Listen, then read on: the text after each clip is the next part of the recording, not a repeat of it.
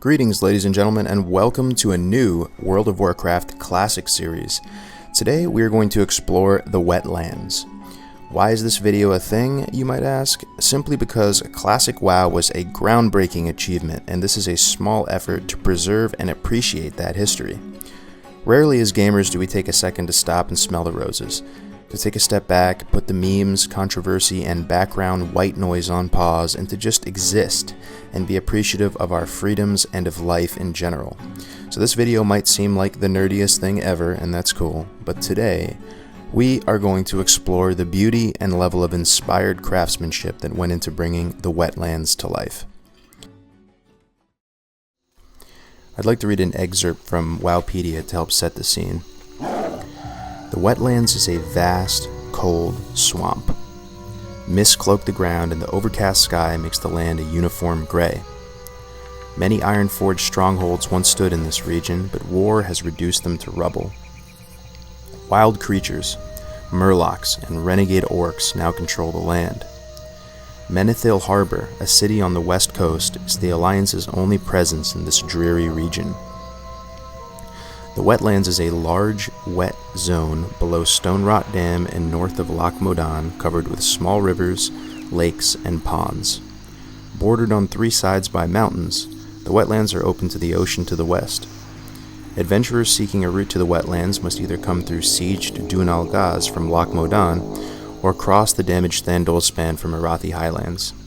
The northern slopes of wetlands are generally classed within the Kaz Mountains. So the Wetlands was a Alliance-controlled zone. The level range was generally between 20 and basically 20s, 20 to probably 28. And the population, according to Wowpedia, is 25,000, which seems small. The races you can find here are human, iron-forged dwarves, night elves, dragon maw orcs, dark iron dwarves, red dragonflight, gnolls, murlocs, ogres, and ogre magi.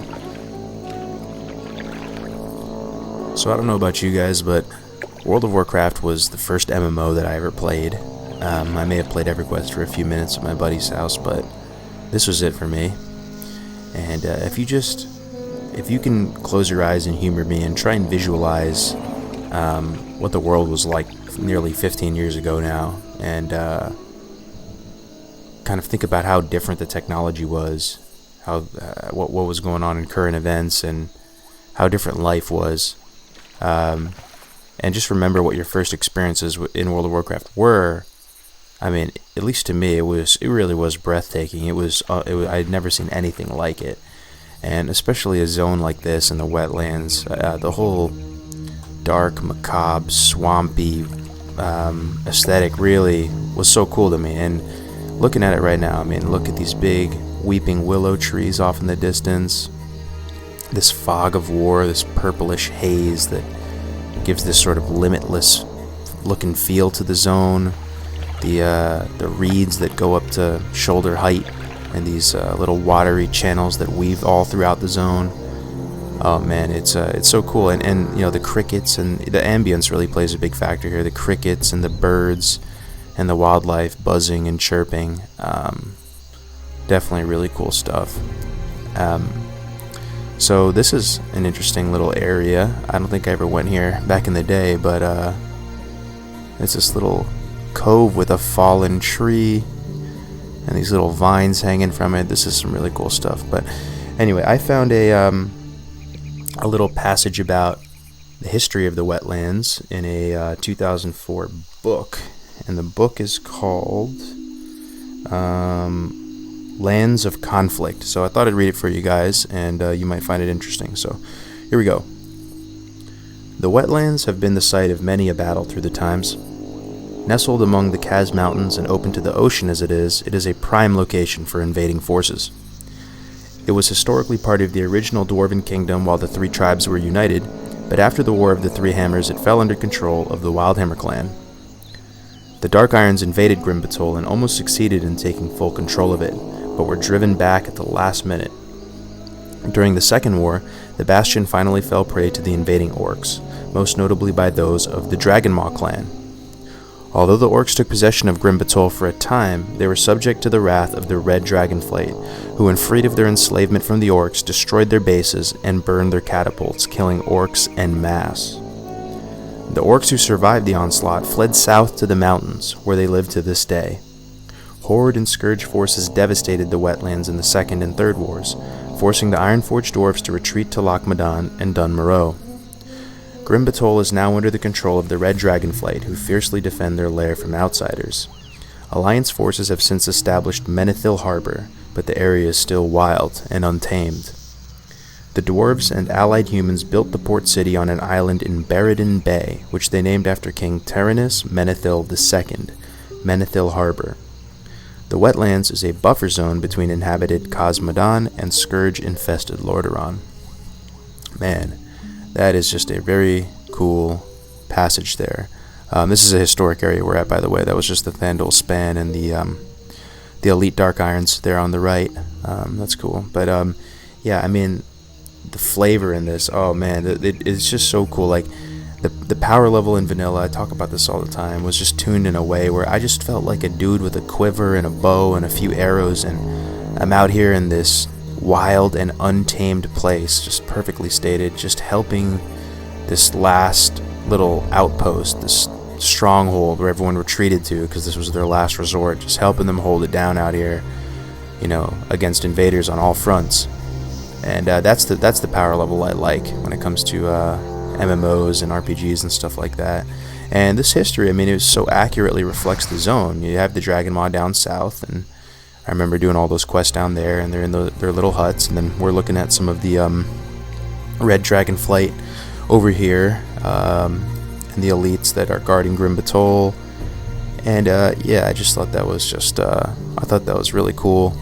I really enjoy Menethil Harbor and how it's this port city, and it gives you that sense of civilization, but you know, it is wild and untamed.